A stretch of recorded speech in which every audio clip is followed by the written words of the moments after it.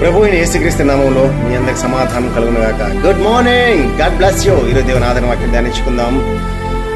2 సమూయేలు 5వ అధ్యాయం 3వ వచనం. గొర్రెలు కాచుకున్న దావీదు లేవనెత్తి రాజుగా చక్రవర్తిగా చేసిన దేవునికి మహిమ కలుగును గాక.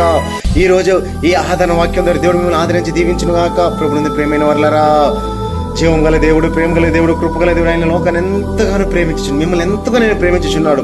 నువ్వు బాధతో కుమిలిపోయి ఉన్నావా? దుఃఖంతో ఏడుస్తున్నావా? మరణకరమైన రోగంతో ఏడుస్తున్నావా? ఈ కుటుంబాన్ని వదిలేసి బాధపడుతున్నావా?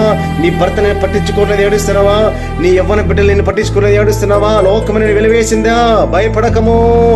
నేను ప్రకటిస్తున్నా, దేవుడు నజరేయుడైన యేసు, గొర్రెలు కాచుకుని దావీదు రాజుగా చేసిన దేవుడు నీ బ్రతుకులు మార్చగల సమర్థవంతుడు, నీ స్థితిని మార్చగల సమర్థవంతుడు. కనుక యేసే వద్దకు వచ్చి నీ పాపాలని నువ్వు విడిచిపెట్టినట్లయితే నిన్ను రాజుగా చక్రవర్తిగా చేయగల సమర్థవంతుడు. కనుక యేసే వద్దకు వద్దాం, మన పాపలు ఒప్పుకుందాం, నిత్య జీవం చేరుకుందాం. Praise the lord.